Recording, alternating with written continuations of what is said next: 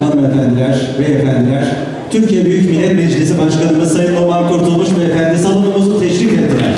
Efendim hoş geldiniz, şeref verdiniz.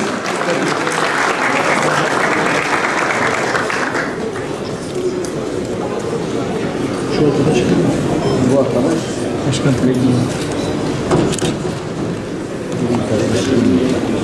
Bir adım şöyle kenara çıkamıyoruz. Bir adım geri doğru çıkalım. Bir adım geri çıkalım. Arkadaşlar biraz geri.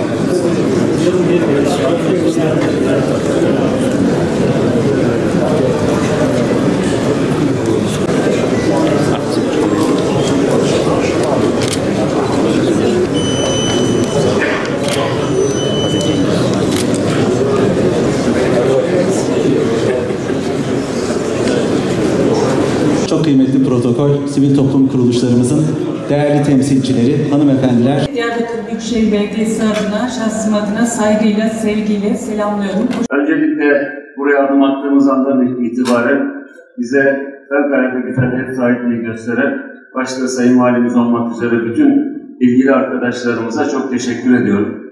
Ümit ederim ki buradaki çalışmalarımız fevkalade verimli sonuçların oluşmasına da katkı sunar ve bu sürece de çok olumlu yansımaları olur diye ümit ve temenni ediyorum.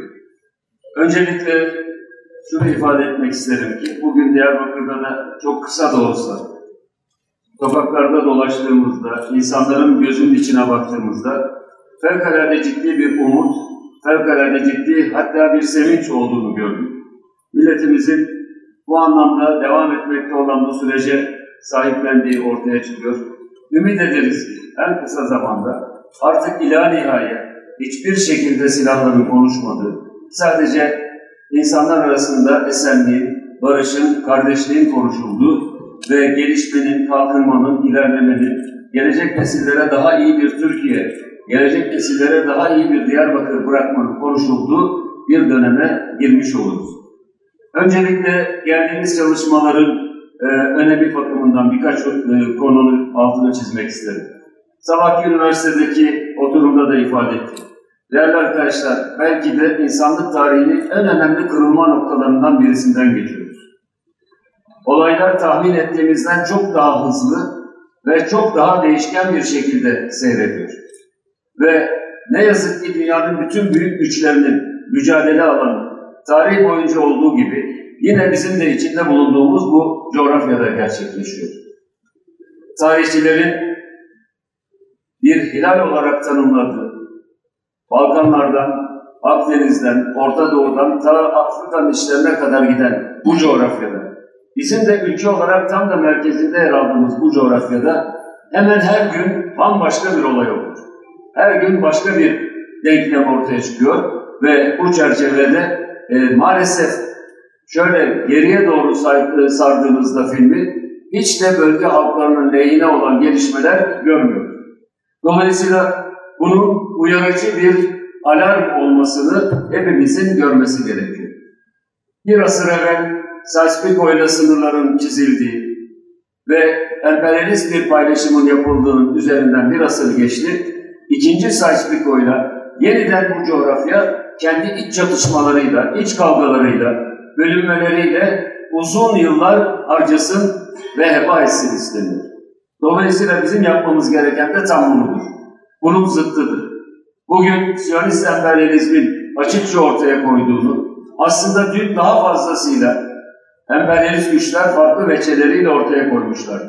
Yani onlar bölünmeyi, parçalanmayı, dağılmayı söylüyorlarsa biz de bütünleşmeyi, birleşmeyi, beraber olmayı, birlikte ortak bir kadere doğru hareket etmeyi ortaya koymak zorundayız. İşte komisyonumuzu harekete geçiren en önemli nedenlerden birisi bu. Bu gerçeğin Türkiye'nin çok farklı toplum kesimleri tarafından anlaşılmış olmasıdır. Yani bizim birlikte ortak bir gelecek inşa etme iradesinden başka bir çıkış yolumuz yoktur. Türkiye'nin maalesef az evvel de ifade edildi, yaklaşık 50 yılına mal olmuş olan bu silahlı çatışma terör dönemi on binlerce insanın hayattan koparılmasına, en az da 2 trilyon, bunu ben ezbere konuşmuyorum. 2013 yılında bir grup üniversite öğretim üyesi arkadaşımızla çalışmıştık. O zamanki bulduğumuz rakam 1,3 trilyon dolardı.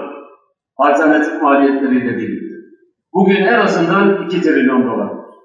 Böyle büyük bir maliyeti Kürt de ödedi, Türk de ödedi, Sünni de ödedi, Alevi de ödedi. Bu Türkiye'nin 86 milyon yurttaşın tamamı ödedi.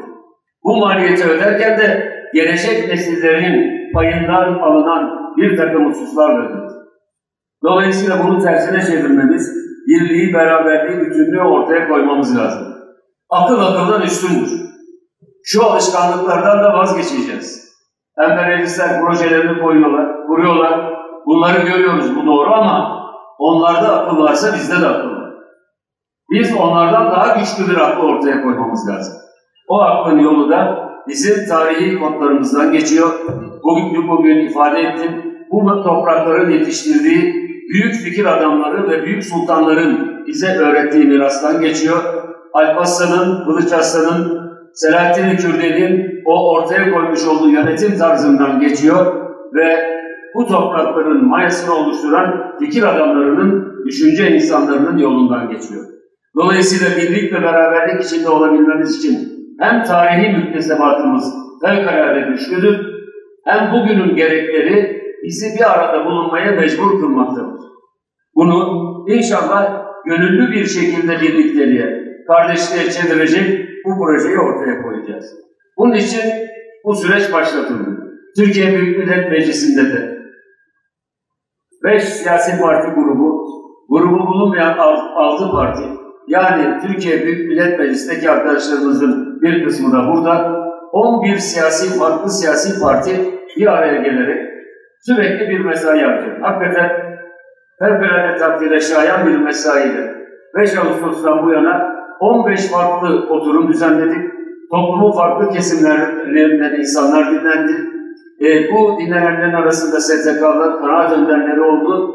16 STK temsilcisi de Diyarbakır ilimizden katılan, yani Diyarbakır merkezli kuruluşlarımız vasıtasıyla dinlediğimiz arkadaşlarımız oldu. Herkes bir şey söyledi. Herkes kendi bulunduğu yerden, kendi anlayışı çerçevesinde söyledi ve herkes de saygıyla dinledi. Ama bir tek kişi bile artık barış olmasın, savaşlar durmasın, bu terör bitmesin, Türkiye bu mücadeleyle, bu terörle yıllarını heba etsin diye kimseden bir teklif gelmedi. Herkes terörün bitmesini, silahların tutmasını, kardeşliğin hakim olmasını isteyen temennilerde bulundular. Bir kısmı açık tekliflerde bulundular. Bunların hepsi de Türkiye Büyük Millet Meclisi'nin şu anda kayıtları altında, zabıtları altında büyük bir müktesebat oluştu. Değerli kardeşlerim, şunu söyleyebilirim. Bu vesileyle hem bu komisyon öncesindeki çalışmalarımızda hem de komisyon sırasında dünyadaki birçok çatışma çözümleri örneklerini çok yakın tanımış olduk. Şunu rahatlıkla söyleyebilirim. Dünyadaki, yani devletlerle örgütler arasındaki çatışmanın bitirildiği çözüm süreçlerinde ortalama 6 yılda, 7 yılda, bazılarının ise daha yüksek, uzun bir sürede geldiği noktaya Türkiye, inanın ki işte Ekim 2014'ten alırsanız bir yılı aşmadan o süreyi tamam oraya gelmiş oldu. Ve çok şükür parlamentoda bu konuyla ilgili bir komisyonun oluşması, bu komisyonun da partilerin hepsinin, bir tanesi hariç, hepsinin ortak iradesiyle oluşması fevkalade değerli. Şimdi geldiğimiz noktada daha dikkatli, daha titiz olmamız gereken bir sürece girdiğimizi açıklıkla ifade etmek istedim. Öncelikle bundan sonraki süreçte ortaya çıkmış olan bu fevkalade olumlu süreci, ben inanıyorum bu salonda hemen herkes sürece olumlu yaklaşıyor. Öyle mi? Ama kusura bakmayın, olsun diye isteyenler olduğu gibi olmasın diye de kenarda köşede bekleyenler var. Onun için dikkatli olacağız. Öncelikle birkaç şeyi bu sürece ilişkin sizin vasıtanızla da bütün Türkiye kamuoyuyla paylaşmak isterim. Herkes kullandığı dile dikkat etmek zorunda. Karşımızdakini gelinen bu noktada incitmemek için, yanlış bir şey söylememek için, hatalı bir şey söylememek için herkes diline dikkat etmelidir. Dünya sadece hepimizin ait olduğu siyasi partilerden ibaret değildir.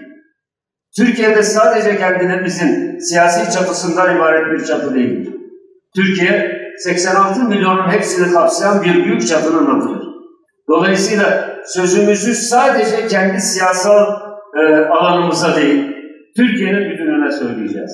Bunun için zehirli, kırıcı, yıkıcı, eğer bazı şeyler konuşacaksak 100 konu düşünüp bir kere konuşacağız. Burada en başından ilk toplantıda itibaren söylediğim bir şeyi bir kere daha altını çizerek, üstünü çizerek ifade etmek isterim.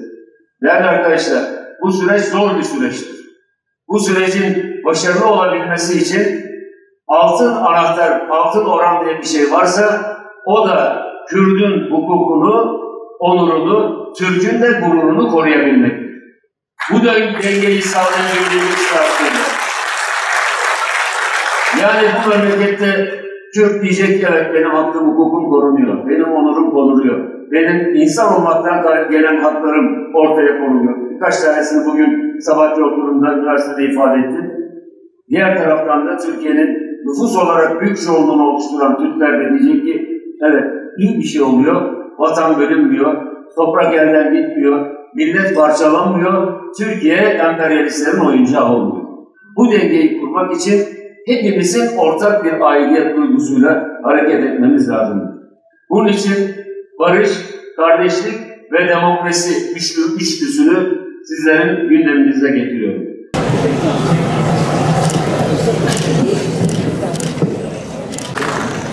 Son bir fotoğraf alıyoruz. Sayın Vekilimizle tamamladık. Buyursunlar efendim. Çok teşekkür ediyoruz. Şimdi değerli hocalarımızı, üniversitemizin değerli